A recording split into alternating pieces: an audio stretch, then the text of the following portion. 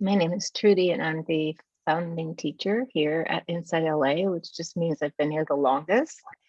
And, InsightLA started out as a little sitting group with 2 people in it. And here we are, which is quite wonderful. So many offerings in so many wonderful teachers and so many of you wonderful participants. So today is May 30th of Memorial Day weekend.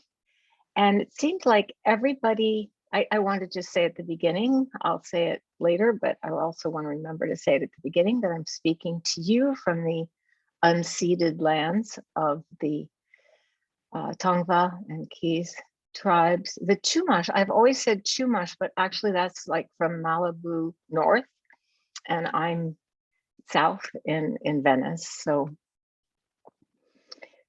and today, May 30th, is Memorial Day weekend, and I've been finding that pretty much everybody I ask if, and maybe some of you do know, if you do, you can, just wave or something about the national moment of remembrance, doesn't seem to know. And this was actually an act that was enacted to have a minute of silence on Memorial Day. That's tomorrow at 3 p.m., whichever time zone you're in, just local time, in honor of people who died in military service.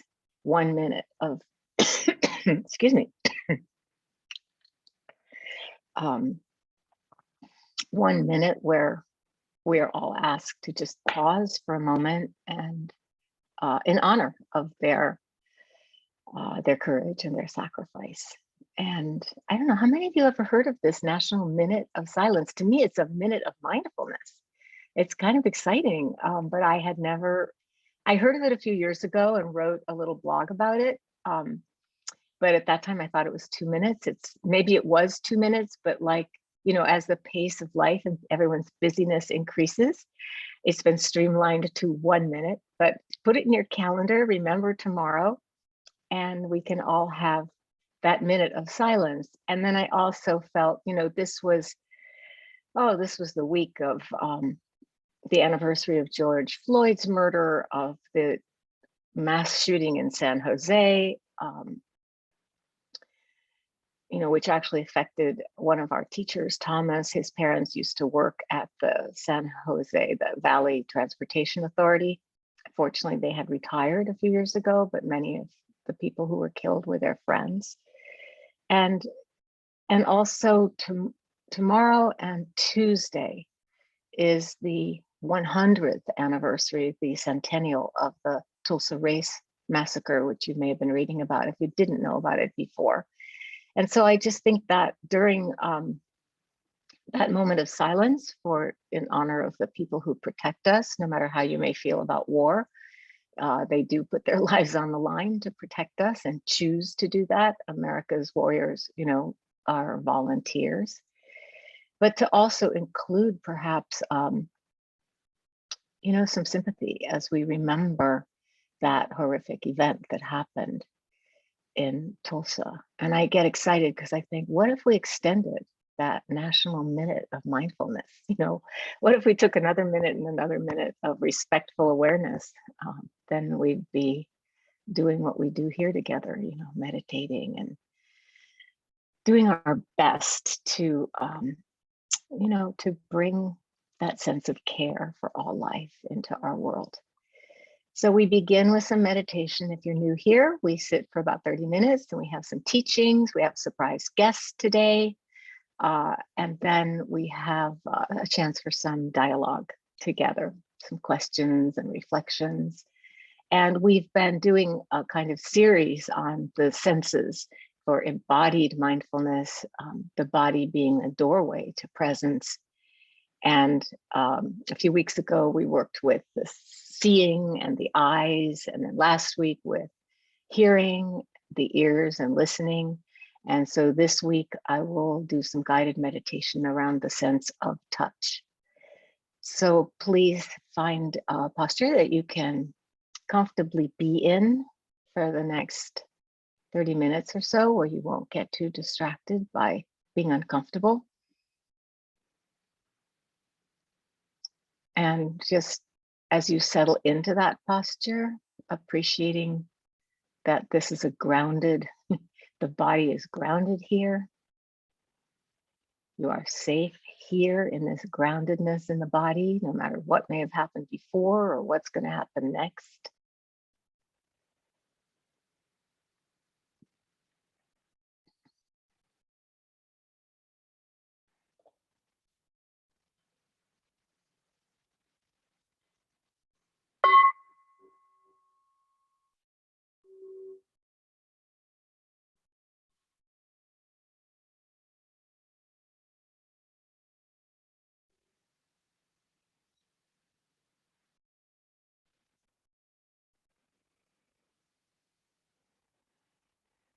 So relaxing the body with the out breath, breathe, taking a deep breath in and just releasing any tension in the body.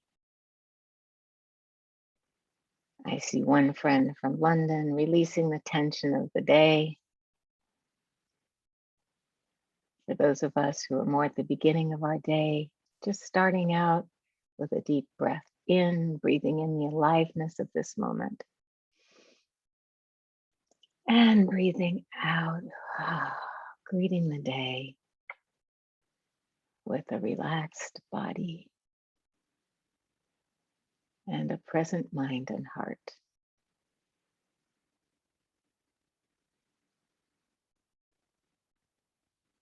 And just resting the attention with the movement of the breath in the body.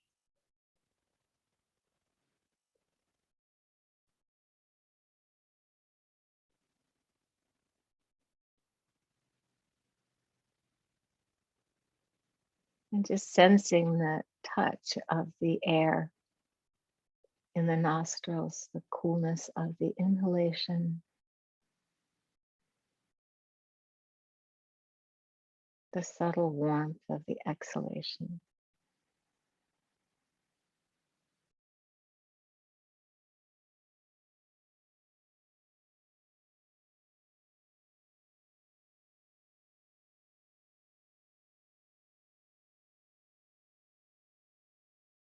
And just breathing into the whole body.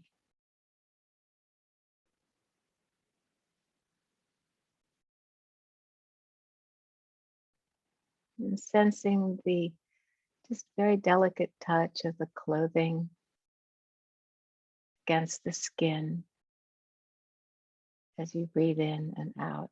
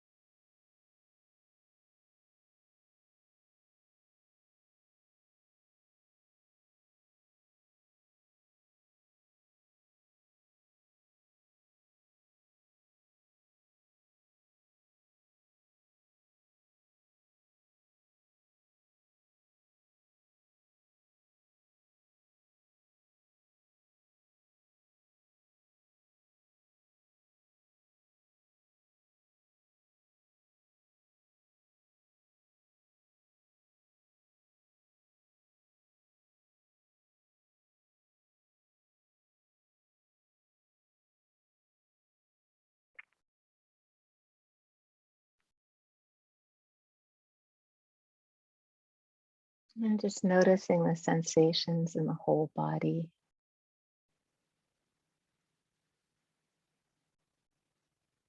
The kind of panoramic sensational view of the body as a field of sensation.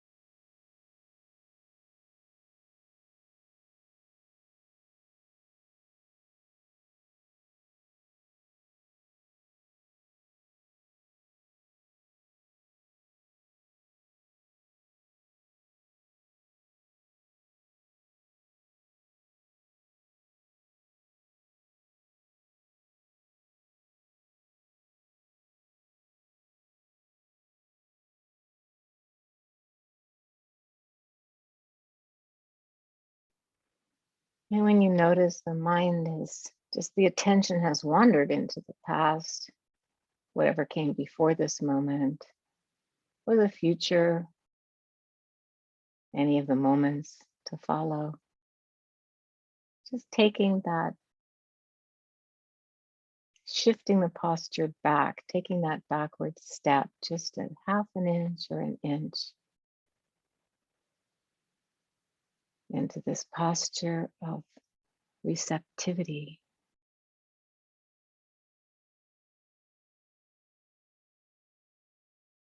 Relaxing back and receiving the moment.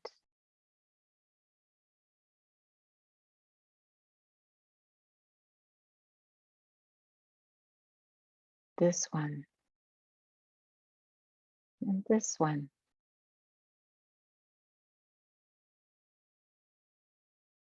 Right here, right now.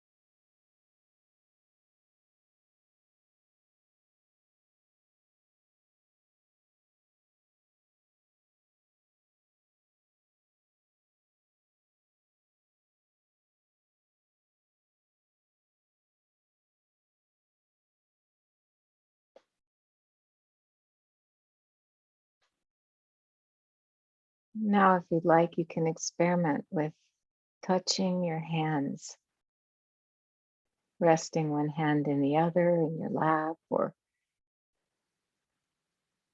one hand on top of the other, just touching your hand.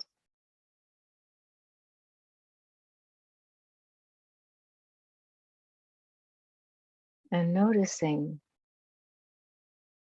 how sensitive the mind, the heart, this citta, this attention is to touch.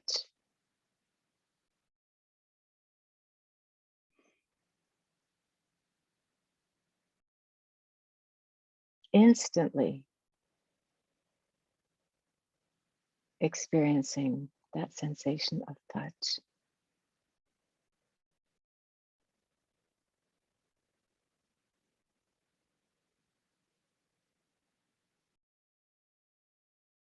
Noticing if there's warmth or coolness.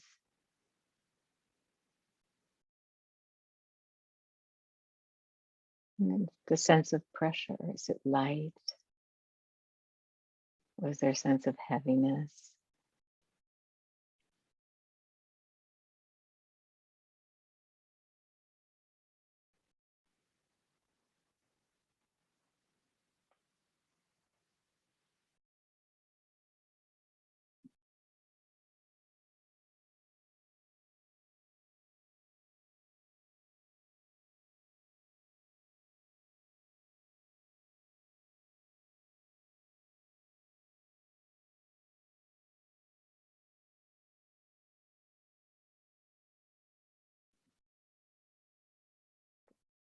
Noticing if there's some vibration or tingling.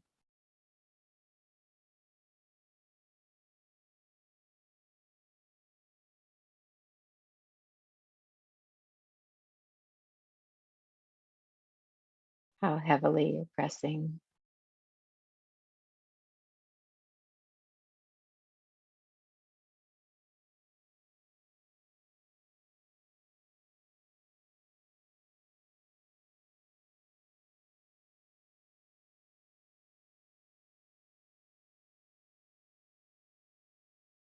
There's so much intelligence in the hands. This place of touch gives instant feedback.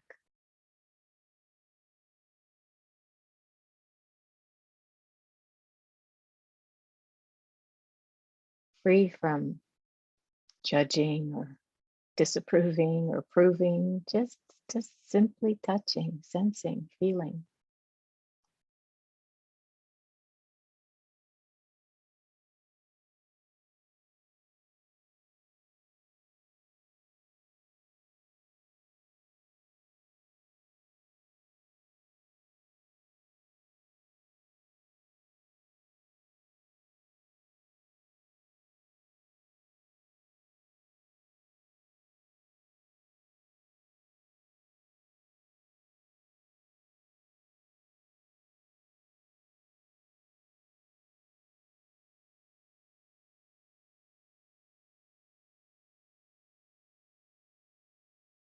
Babies touch everything, touch with their mouths, touch with their little hands, and learn about the world this way.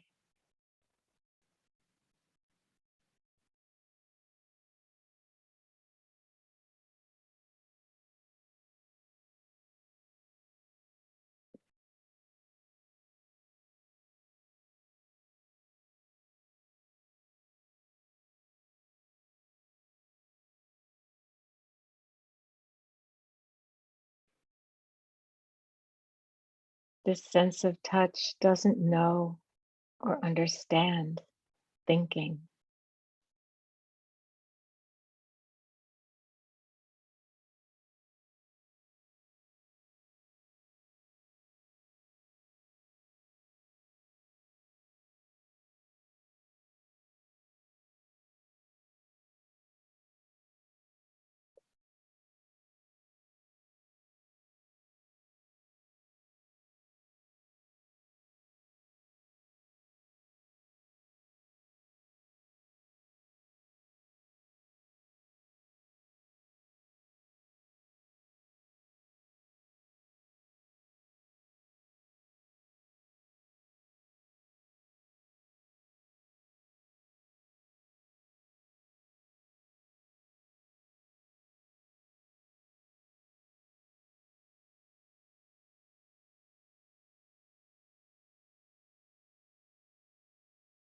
Touching something can immediately detect differences. It's slightly warm, it's cloth or plastic, or it's cold, it's metal.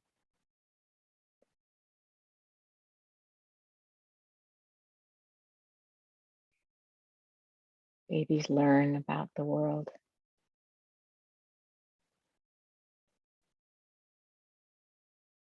And unlike babies, we also know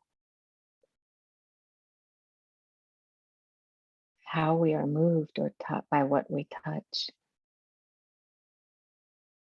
If it's pleasant, we can be aware of wanting it. If it's tasty, we can be aware of grabbing it.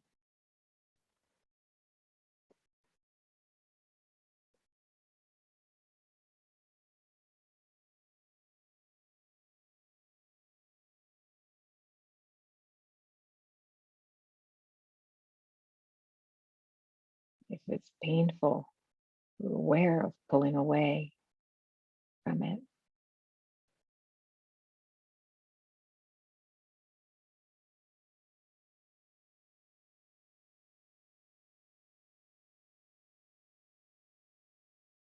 Just noticing how it is to be touched like this, to touch the hand.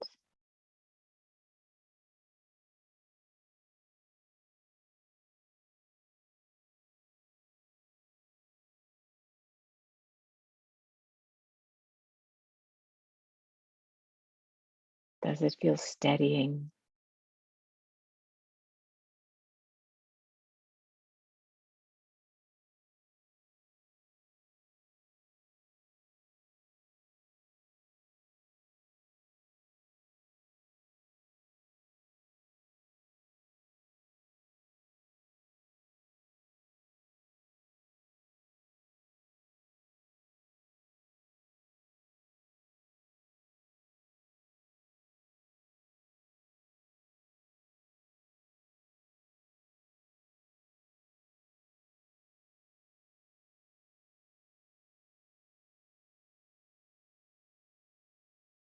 And many of the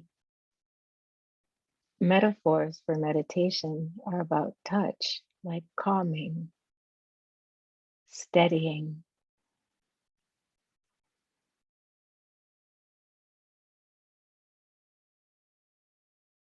smoothing.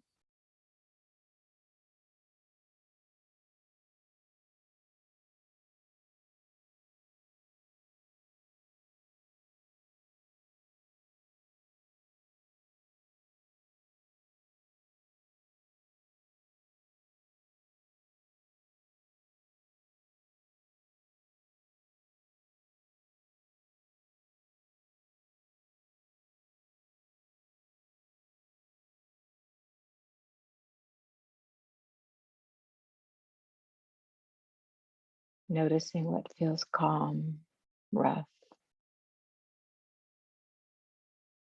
tight,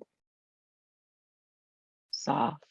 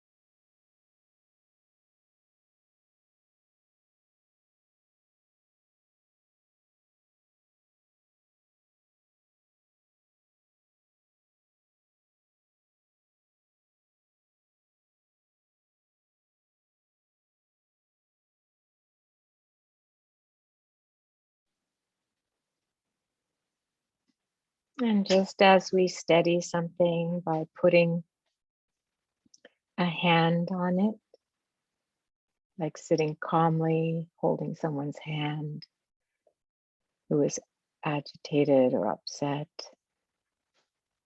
just noticing as you touch your own hand what that's like. Is it steadying? Is it calming?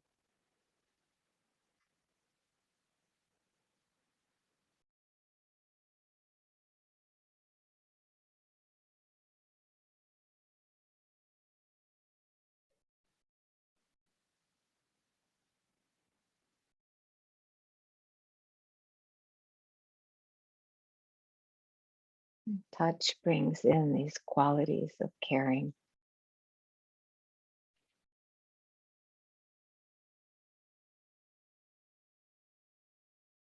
Something being touched is painful.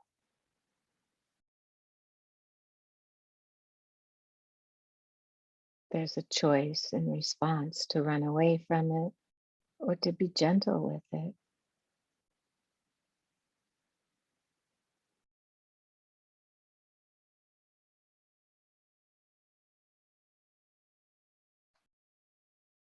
Oh, this feels difficult. Just gently touching.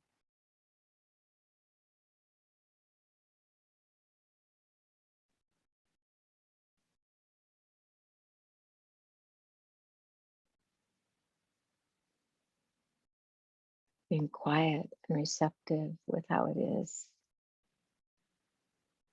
instead of frustrated or impatient.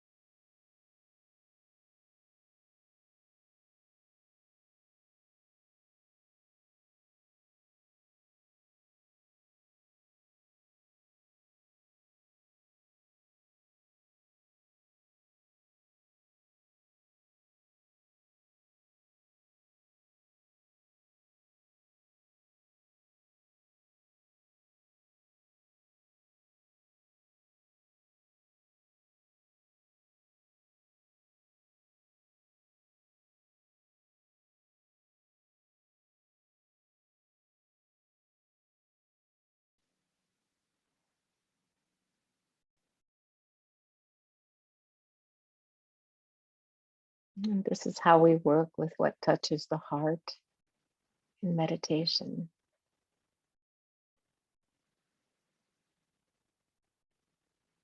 Calming and steadying by returning to the body and slowing into the felt experience.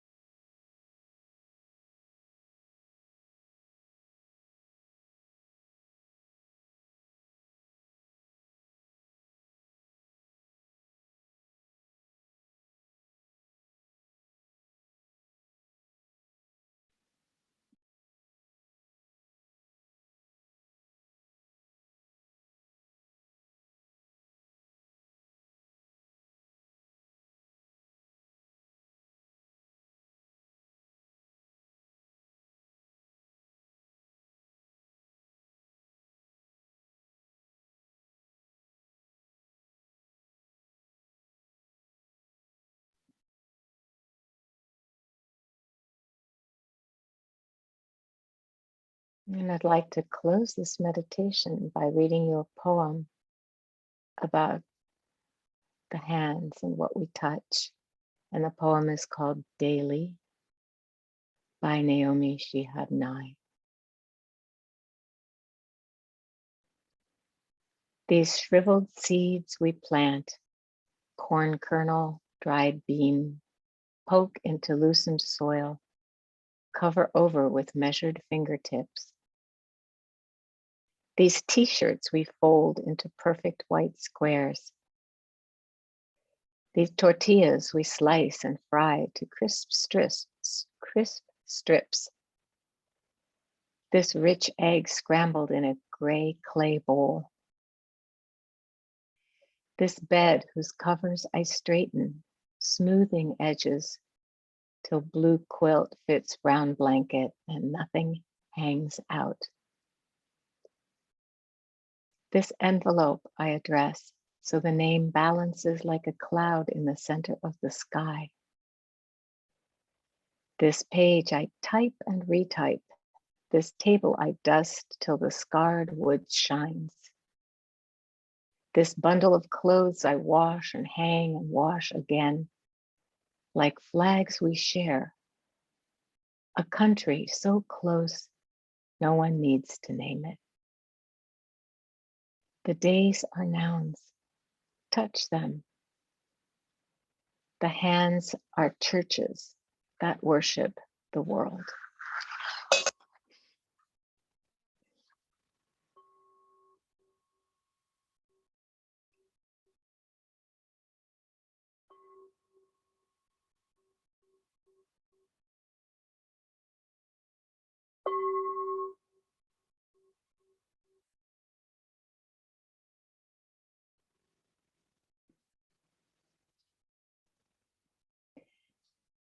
So before I talk about this meditation and this sense of touch, I want to introduce our surprise speaker guest today who hasn't been here for a really long time. And I'm going to move over and make room for him. You will all know who he is when he appears. You might guess. And then he's gonna talk a little bit, then he needs to go to another Zoom, and I will continue. So, hi, here, you sit here. We'll trade places. You can sit there.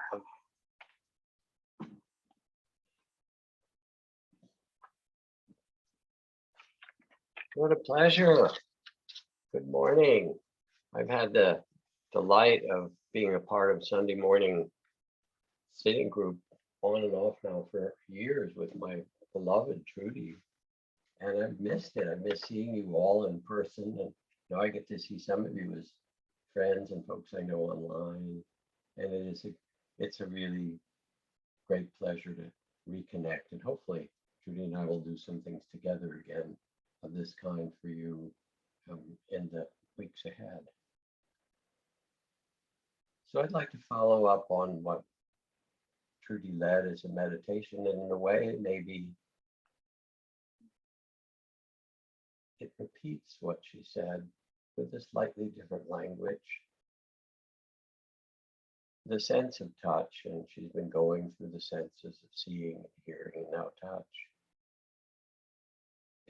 is our most primordial sense. It's the sense that connects us. Instead of the word touch, we almost could use the word connect. And it's primordial.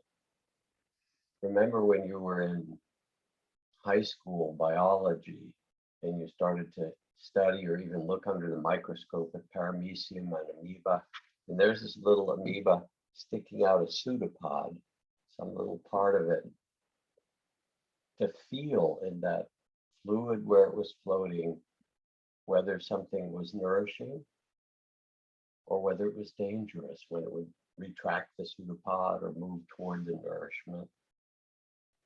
Our whole life in some way is this movement toward and exploring and touching. And when I put my fingers together like this, I think of the image of E.T. in the E.T. movie, that first moment when when that little boy who befriended him and E.T. touched fingers, and how much information and how much aliveness comes from touch and from that kind of attention that we all feel, even as I describe it, a kind of smiling, oh, I know that. Zen Master Dogen, great Japanese Zen master, said, to become enlightened or awakened is to become intimate with all things, to be able to touch and be touched by the world. And Trudy, who's also known as Nini, as the grandmother that she is and has been for a long time, she's Nini, and now I'm Baba Jack. We've been spending time with one of our grandchildren, Desmond, who's 2.5 years old. And I've become the balloon person for him. I got a big bag of medium and large colored balloons. And when I see him, he says, balloon, and I will blow them up. Sometimes he likes me to pop it, so Baba Jack, pop it, and sometimes fly it, whatever. But when I pick up a balloon and I start to blow to fill it, his eyes get wide and his cheeks puff out as if he's there with me blowing into the balloon. And in the same way, he can be there if I'm eating a strawberry. I pick up a strawberry. Oh, look at this, Desmond. And you can see his little mouth opening as if he's imagining tasting that strawberry at the same time. So what we're practicing in our meditation, mindful, loving awareness, is also a way of becoming intimate in the deepest way with this touch, with what touches us, what intimate with our own body, intimate with our heart. I mean, how do we touch the feelings and emotions and intuitions and all those in the heart? And then, of course, intimate with one another in the best way. So there's a story of a man, Jarvis J. Masters, who's now been on death row in San Quentin prison for almost 30 years and has maintained his innocence for all these years. There's been campaigns to try to release him and get him off death row. And he's a very generous and thoughtful human being who began to do his own inner work on death row and became a practitioner of Tibetan Buddhism.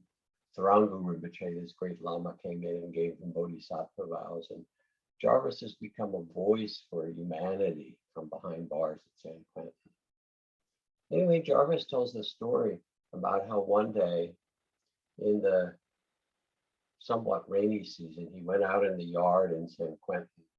And I've done some work in San Quentin. So when you're in the yard, there's the concertina wire, razor wire, and the guard towers, and the chain link fence. But behind or outside the chain link fence, it's right on the water. And so there's San Francisco Bay, and sometimes there's kite surfers going by or paddle boarders going by. It's the weirdest thing. It's this amazingly beautiful spot, and yet you're in prison. So there was Jarvis out in the yard with a number of other people. And there were some big puddles from rainstorm in the days before. And a seagull had come and landed in one of those puddles, sort of splashing away. And seated near Jarvis was a young inmate, prisoner, who saw the bird there and picked up a rock, a big rock in his hand, and was about to throw it at the bird.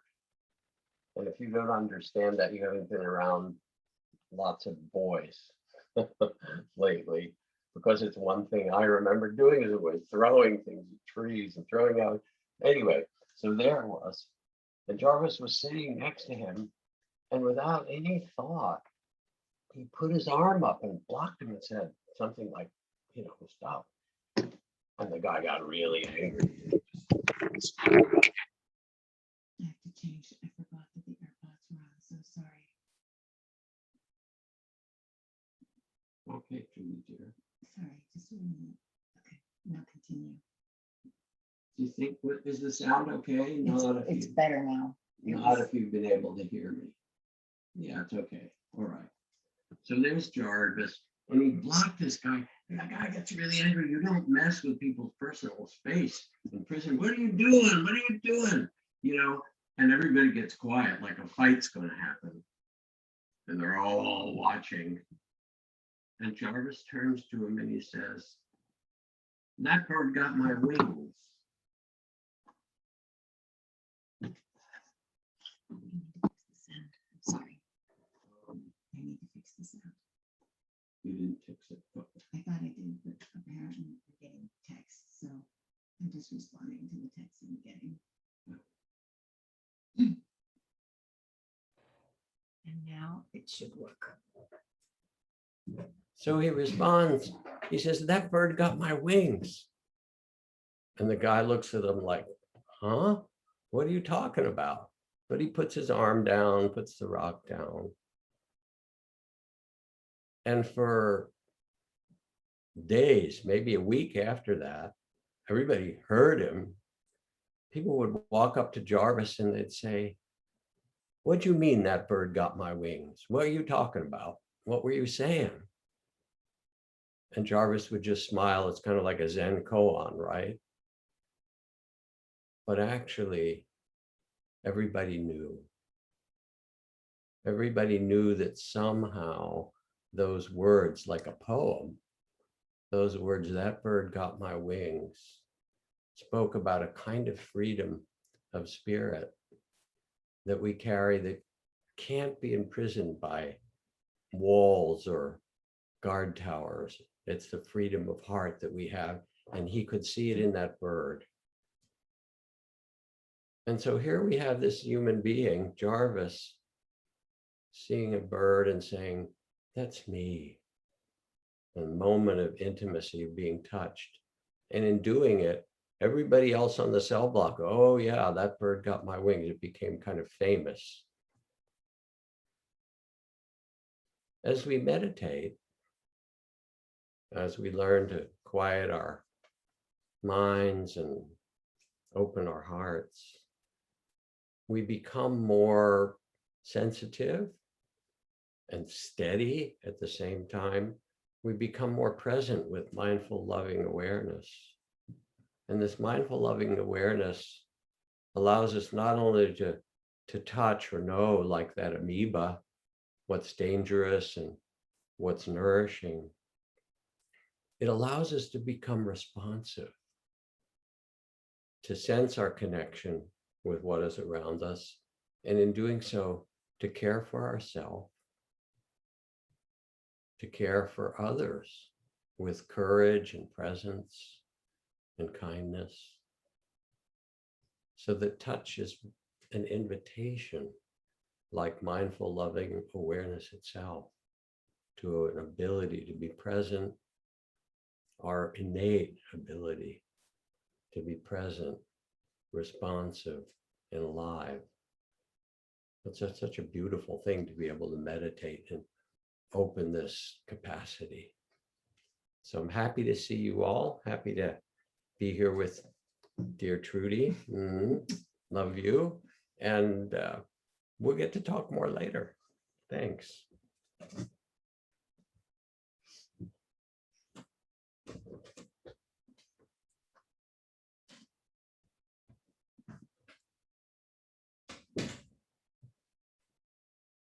Just 1 minute, everybody. Actually, can you hear me fine now? A second.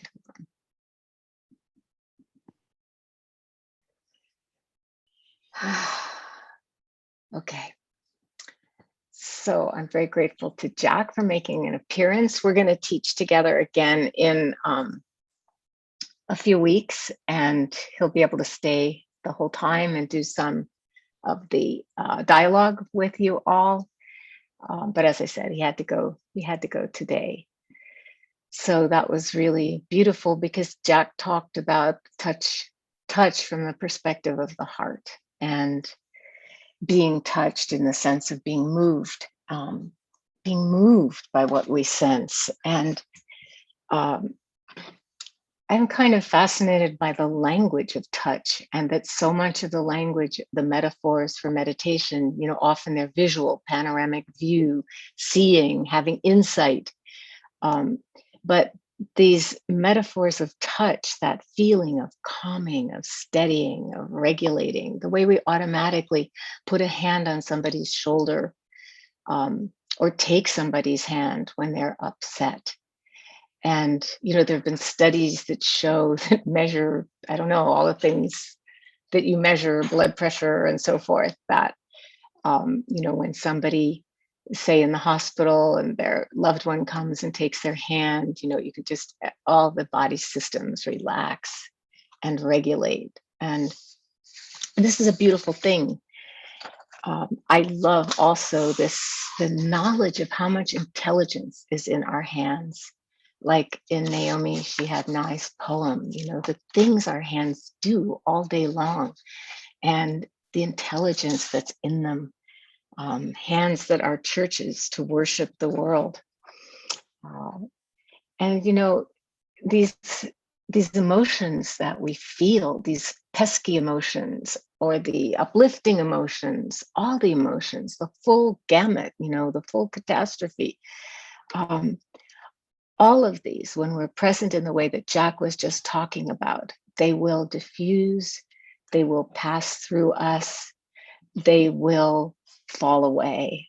And it sometimes takes time. It often takes time, but by slowing into the experience, we can see where do we need to kind of bring some energy and brighten up a sense of apathy or dullness or whatever. And where do we need to bring some calming, some gentleness, some kindness.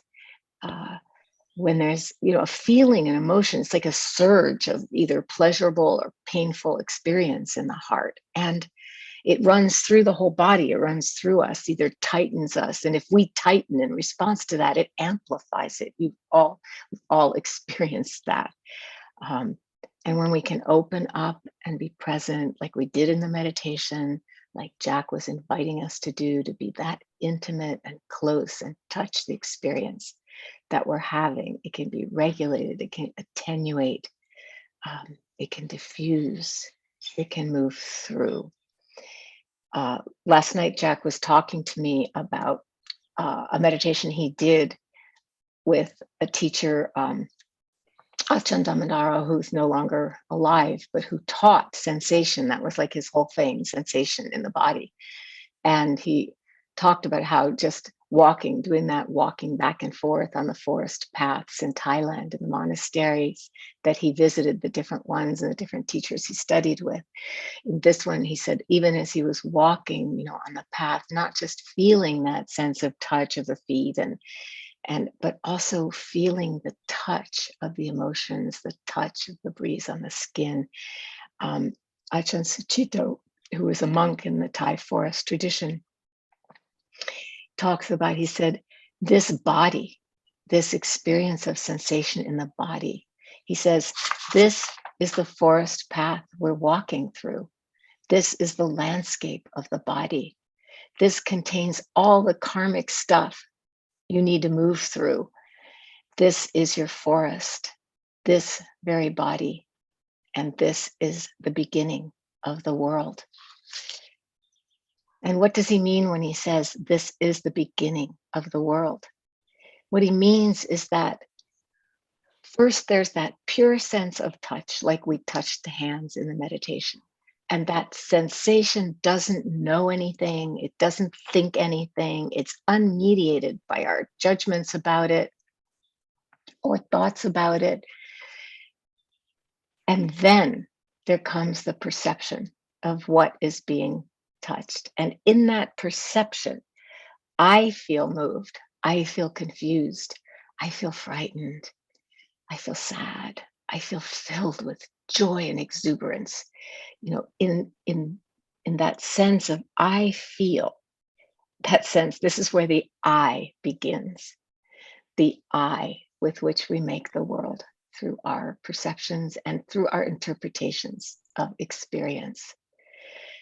So that's pretty cool to be able to see that in our sitting, in the meditation. You can see it, the moment that you have, I feel this, or I think that, or I need to come back to being present. I'm distracted.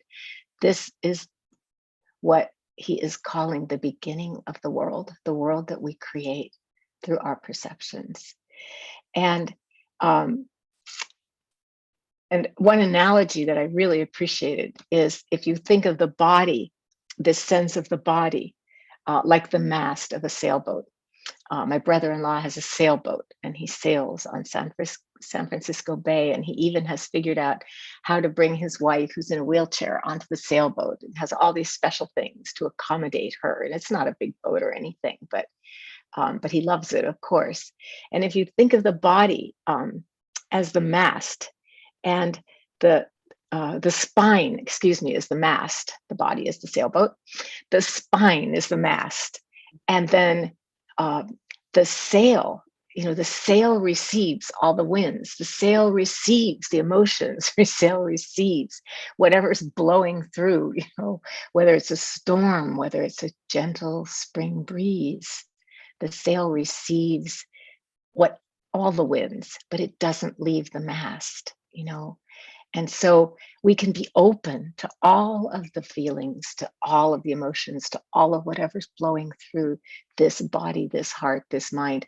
We can be open because there is this rootedness in the body, this groundedness that I like at the beginning of when we sat down together, we laid down together, we stood up together, whatever posture you're in, there was this sense of safety and groundedness simply by being here, fully aware of this body. And I had never really thought of like the wind in the sails, and how the emotions can be anchored or moored, centered by the sense of the spine, whether we're sitting, walking, lying down, standing. And another metaphor might work better for those of us who aren't sailors, is this body is the trailhead. It's the beginning of the path that we're walking on, the entry point, whatever metaphor is most evocative and vivid for you. And I'll close with a funny story about, well, it's funny. Actually, it was funny at the time too. Years ago, I dragged my dad into my therapy. Maybe some of you have dragged parents into your therapy. And the therapist was also my mentor as a therapist. He knew me really well. So it was a pretty comfortable meeting. And he was talking with my dad and asking my dad how he felt about things. My dad was born in 1920, so he was part of what was called sometimes the silent generation. And he was very aware of my work, meditation, psychotherapy, feelings, deeply disappointed that I hadn't become a scientist.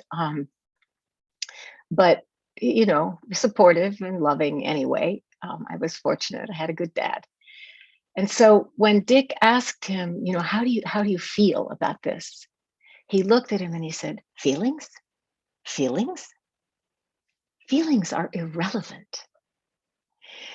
And I loved that because he was teasing, but it was also, there was some truth too.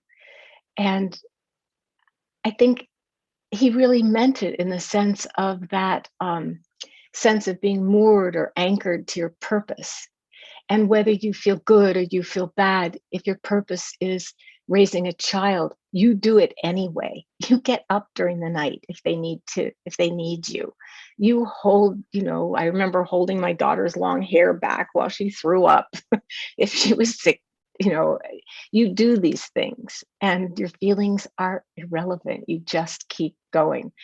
So I think the point I'm trying to make here is that we attend to the feelings and we learn that as we more and more see how we identify with them, how we begin to create our world, they don't have to be, they can be guides, but they are no longer in charge of what we do or don't do as we walk down that forest path toward wherever we're headed in this life.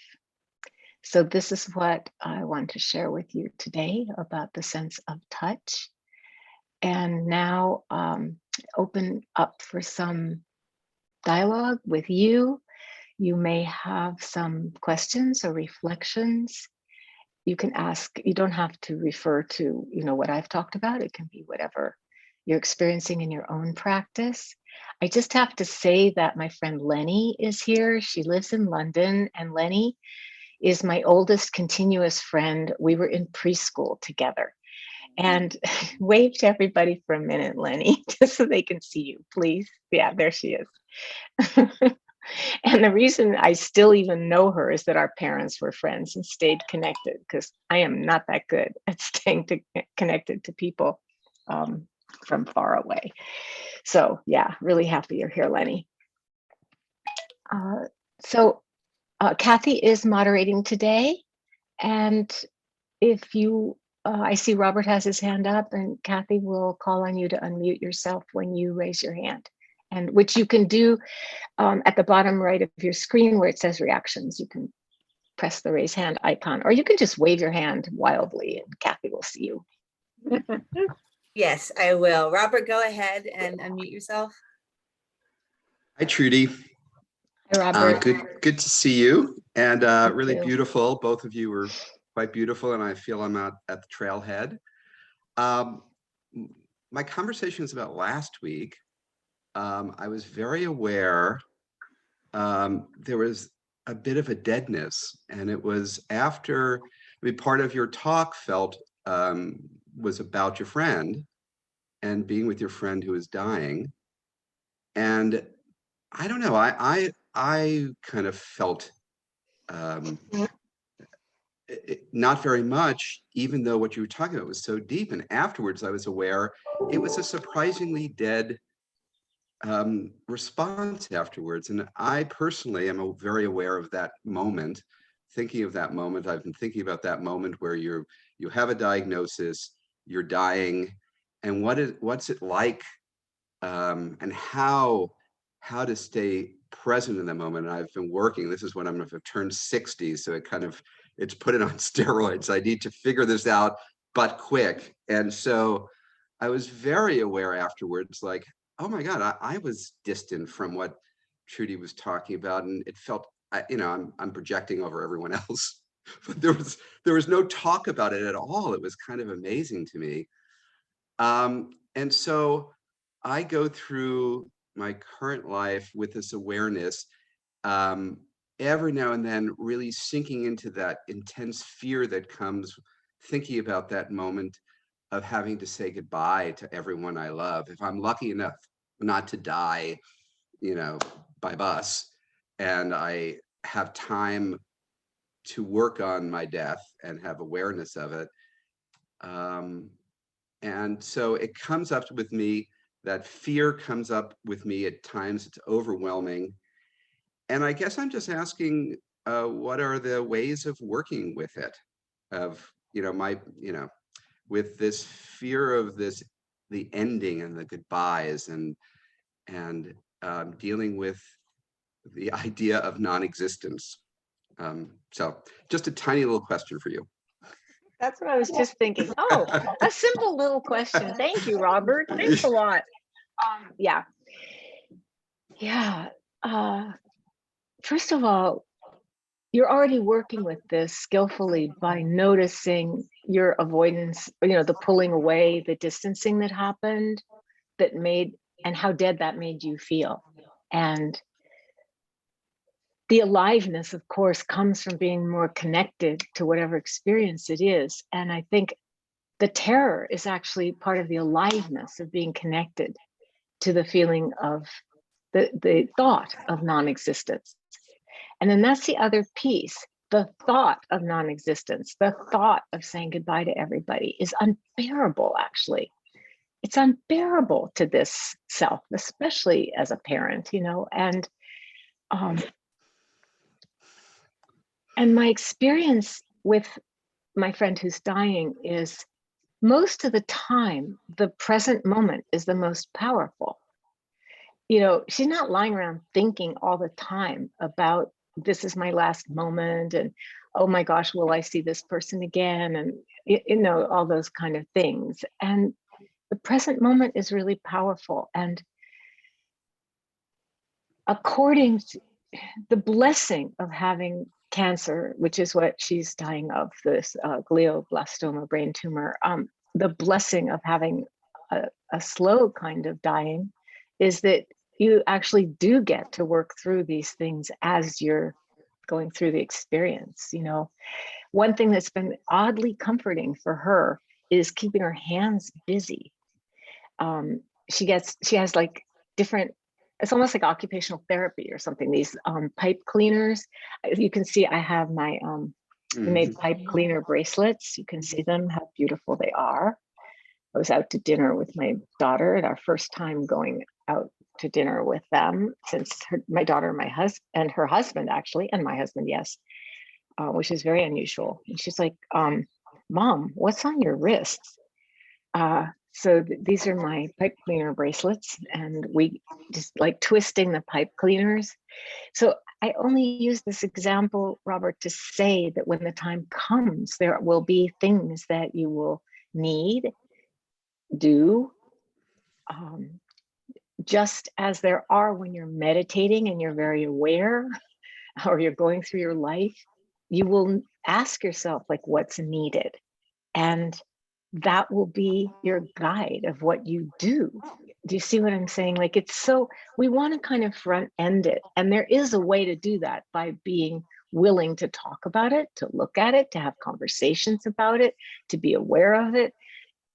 Because what is it that's said in the Mahabharata, that one of the eighth wonder of the world is that we see, and I think I might have mentioned this last week too, that we see people all around us who get sick and die, or have accidents and die, or get shot in a mass shooting, or, you know, all the ways that people get old and die. We see this happening, or we know it's happening, or we hear about it, but somehow deep down, we never think it's going to happen to us.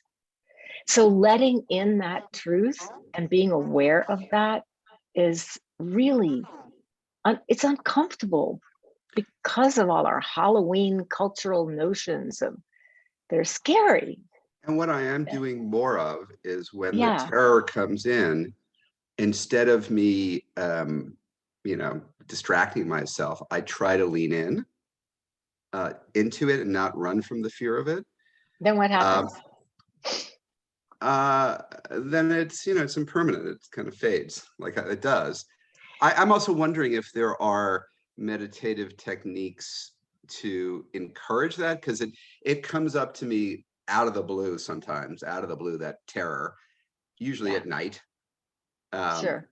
And I try to stay with it, but I'm thinking, is there ways? So instead of me actively working on it, I now, at least when it comes up, kind of lean in. But I'm wondering if there's ways of actively working on it so you can guarantee me no more fear. There are. Just a There are bit of practices that you can do. You know, in the Tibetan Buddhist tradition, the beginning meditation isn't about the things that we usually study, you know, the hindrances to meditation, how to be present. The beginning is contemplating your mortality and contemplating, imagining all the possible ways that the body could die.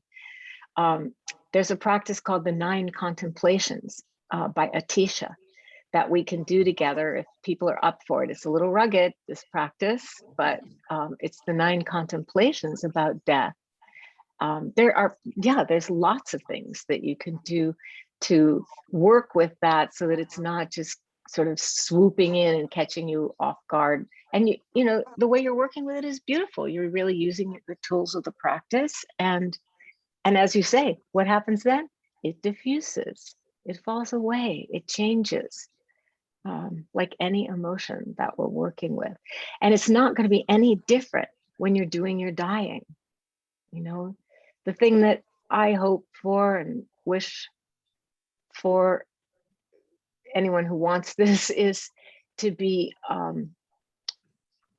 aware enough to have enough cognitive capacity to be able to do the practices. Yeah. Yeah. I mean, there's a part of me wishes to be hit by a bus so I don't have to deal with it. And then there's a part that knows that would be the worst possible thing. I wouldn't really be aware of it, but like that I want to do the work. There's a part of me knowing I want to do the work and, scared shitless to have to do it, which, we all do it to some degree. Well, thank you for your courage and being brave enough to take this on. Really, thank you. And we will revisit for sure. I know Lenny wants to say something, Kathy. Yeah, I see in there, Lenny would love to share a story. Go ahead and unmute yourself, Lenny. Yeah. Okay. When Trudy was talking about her father, who I dearly loved, it's funny how we connect to both Trudy and I connect to both to our parents, but also to the parents of each other. Anyway, when I got my doctorate, the woman that walked before me on the stage, the title of her dissertation was "Walking a Spiritual Path with Practical Feet." And my father had never been to the university where I was working, where I was at, and he had never seen any of it. And afterwards, he said to me, "Lenny, this was a very moving and very interesting program, but I just have one question. That person who's walking a spiritual path with practical feet, what kind of a job is she going to get?" And I realized, and of course I cracked up, because I realized that this is so much my father, coming out of his world and his kind of sort of like Trudy, feelings. What are you talking about, feelings? We need to get to work and we need to, whatever. But it just, Trudy's story made me think of my father saying, what kind of a job is she going to get? And of course, I just laughed. There was nothing. What else can you do? Anyway, Thank you. Papa. Yeah, thank you. And that's the other side of what Howard said, my dad. I like to take it more of just keep going, just keep going on your path, just keep going towards your purpose and don't get derailed by your feelings. But there's that other part too, which is they're very, sort of goal oriented and yeah, just what you said. Thank you.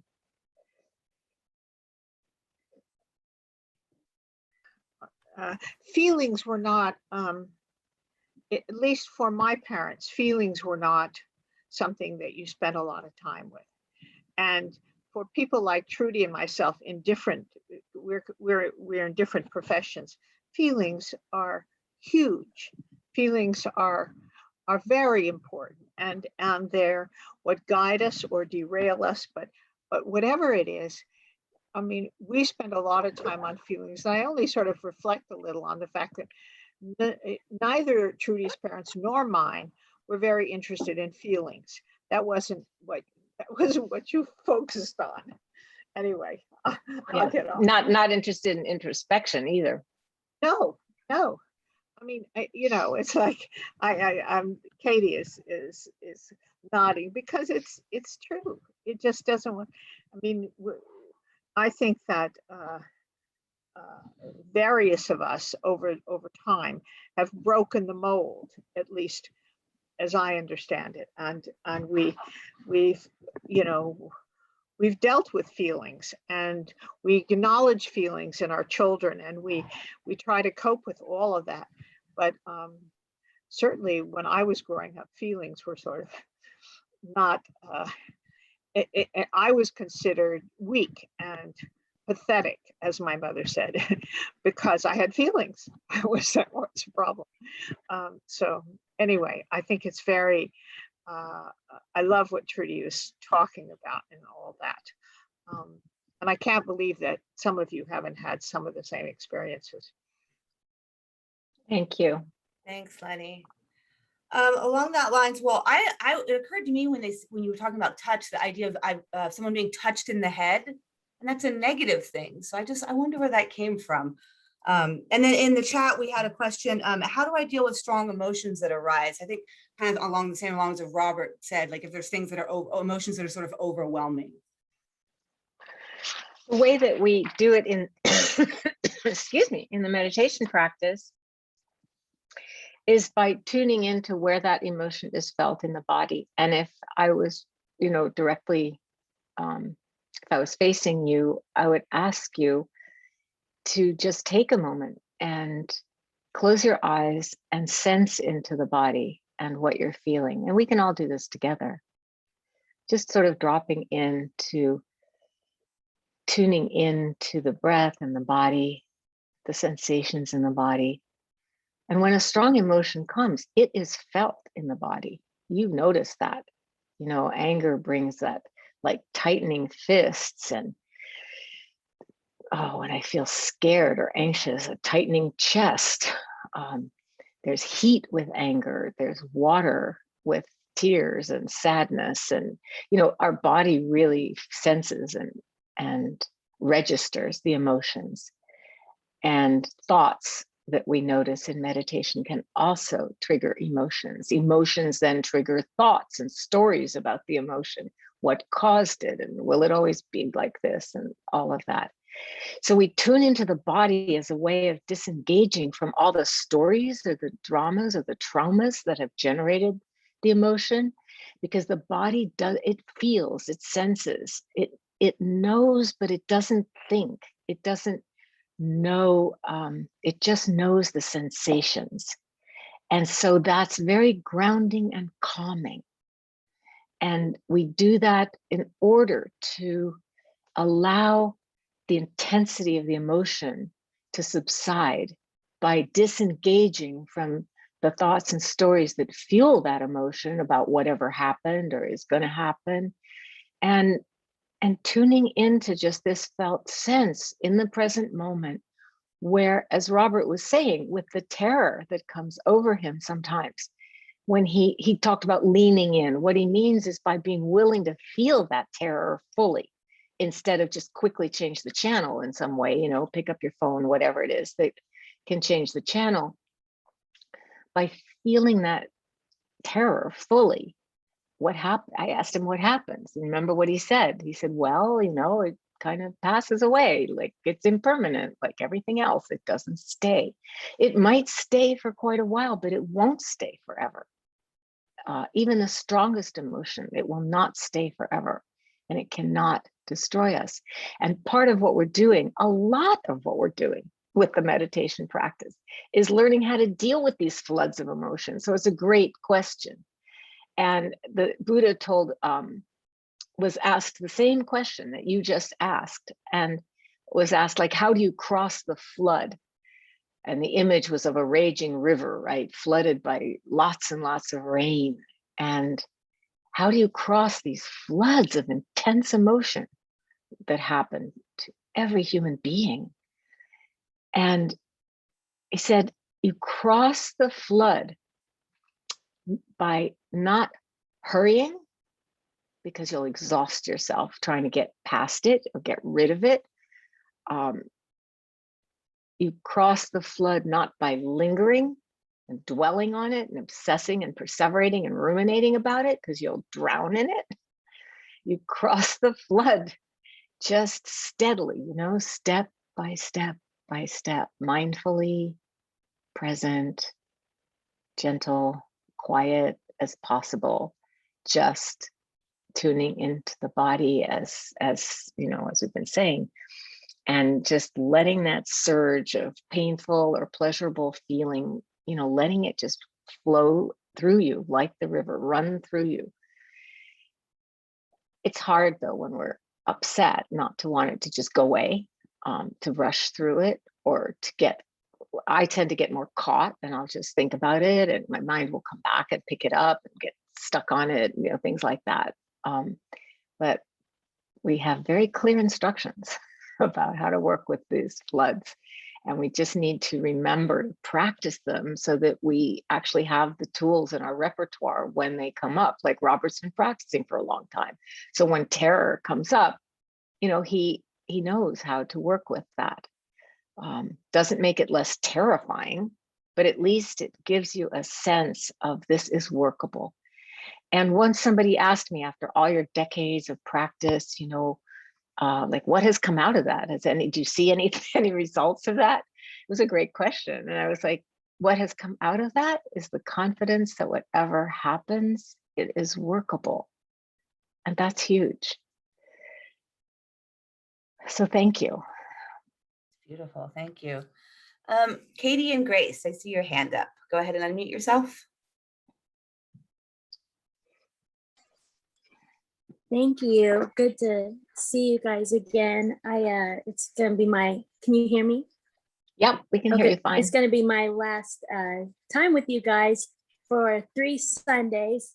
And honestly, I'm only getting emotional because it's been a really safe place. I look forward to it every week, even like the days before Sunday. It just kind of gives me lots of hope. So I actually I'm being flooded without even realizing it would happen. And then a lot of people kindly have asked like how long I'll be gone. I leave Thursday the 3rd and I get back the 20th at like 5 p.m. Kansas time. So I'll miss that Sunday as well. But I had a question, Trudy. In this retreat, my aspiration is to work through childhood trauma. And it was so neat that actually even before I've even left, I've had a really, I would say a very transformative time in therapy, which is very somatic and mindful therapy. And I got to be able to tell, I think I've shared that I was I was abandoned and then put in an orphanage and then adopted here in the United States, brought to the United States at 2 months old. But I got to be able in my therapy just yesterday, be able to say to my biological parents who I never have met, I was able to say like, from an adoptee standpoint, I love you guys. I miss you. I don't even know who they are. So the sad thing is I don't know who they are or what they look like, but I got to say, nonetheless, like my heart has always been, I love you and I miss you. And then the next part where I had a question was more, I don't know where you are or how you're doing. I actually don't know if they're alive or if they're in severe poverty or if they're doing well. So I'm kind of along these lines of strong emotions. What do we do with those big unknowns that we might never get resolution in this life? I feel like I can send them a lot of metta, and just, I don't know. I guess that's a very big question, so it's okay. I feel like I got to this really wonderful place to be like, I love you still. I love you regardless. And I wish you well, but I don't know where you are. I don't know if that makes sense. It's kind of It makes big. total sense. No, it makes total sense. And, I think that it's tough when you have no way of locating them. That's really hard. And what you're doing is really, it's intuitive and it's beautiful and it's right on. And you can do more of it in the sense that you can talk to them too, because you can trust that there are dimensions of being and that we don't understand. And I've been talking to my friend, the one who's dying, because she's actually at this point, the tumor is kind of taking over. And so she's cognitively compromised and our conversations are limited. So I've been talking to her directly, like mind to mind, and trusting that somehow, who knows, we don't know. There's so much we don't know about consciousness and time and space, but very wise spiritual beings always say, time and space are illusory, and we're very rooted in them, right? But I think that might be a way that you can also speak your heart to them.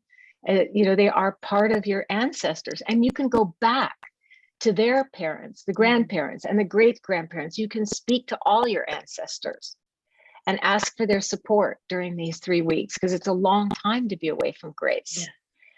And I know that Grace is going to be in familiar, good hands during that time.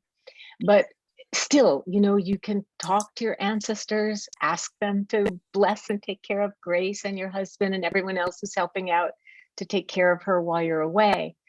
You know what I mean? You can really use your imagination, and who knows, Katie, you know, Yeah. I have these experiences with my old friend and teacher Ram Dass, where sometimes, like the other day it happened, I can't remember where, I was just kind of like, I don't know, like drifting in my mind and feeling kind of stuck on something a little unpleasant. And I just thought of him. I was like, Ram Dass, you know, as if I'm calling her, hey, you know, I'm not kidding. Instant relaxation, calm. Now, is that Ram Dass? Is that my association with him? Is it all the practice and meditation I did with him? Do you see what I mean? I don't know. Nobody knows. But I do know that in some way it works. Okay? Well, thank you. Thank you Yeah. so much. Appreciate it. Yeah. So everybody, we've reached the end of our beautiful time together. Let's just sit for a moment.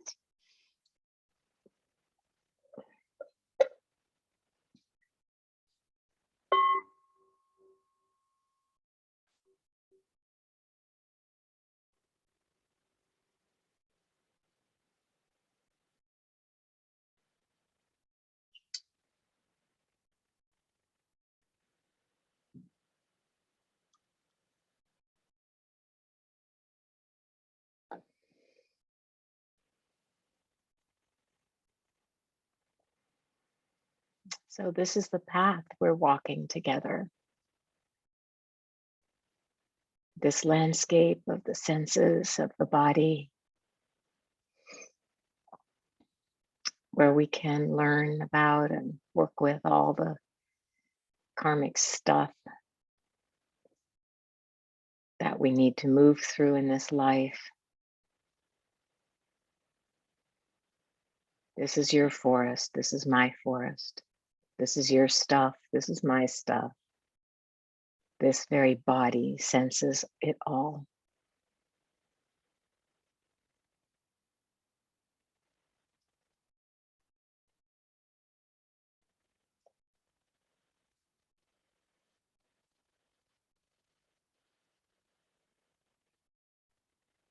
And at the end of a period of study and practice together, we offer the goodness of our practice to all beings everywhere without exception.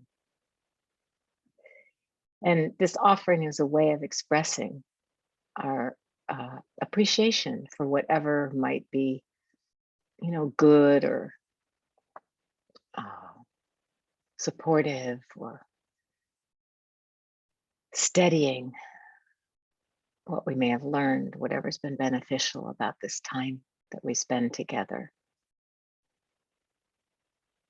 studying teachings and practicing.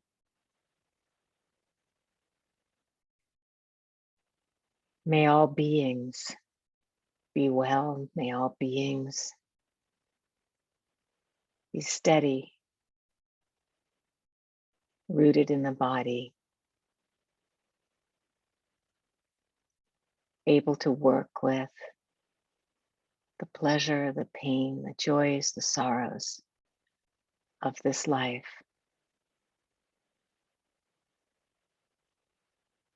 As we learn to do this for ourselves,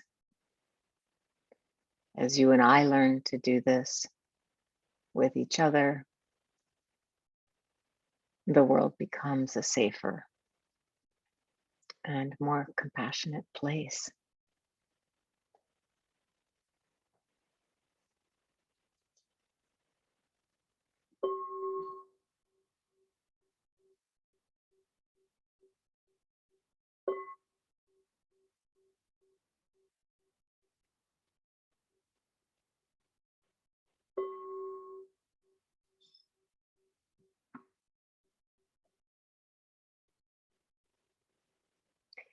So thank you everybody for your practice and your presence, inviting you to unmute yourselves. And I put the links to some upcoming events for you all, and feel free to stay for small groups. Oh, yeah, I forgot. Thank you. We have breakout Yes. groups again this week. That's Yes, great. we do. Great. So Thank you so much. There's lots of resources in the chat. Take a moment to look at them, and take a break if you want to get some lunch or whatever time zone you're in. Do a bio break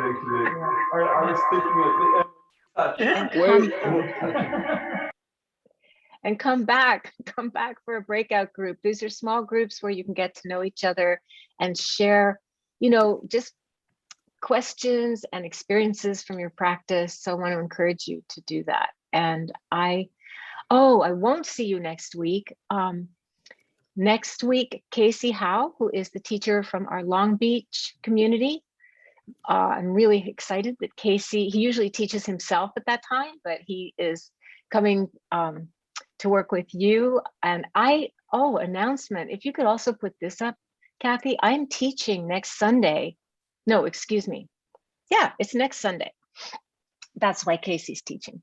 I'm teaching next Sunday with Anam Tupten, my dear friend, and Norman Fisher. We are doing a day-long together, and Kathy will find that. I think it's on the website. Mark told me it would be. And if it's not, I'll send out the information to all of you.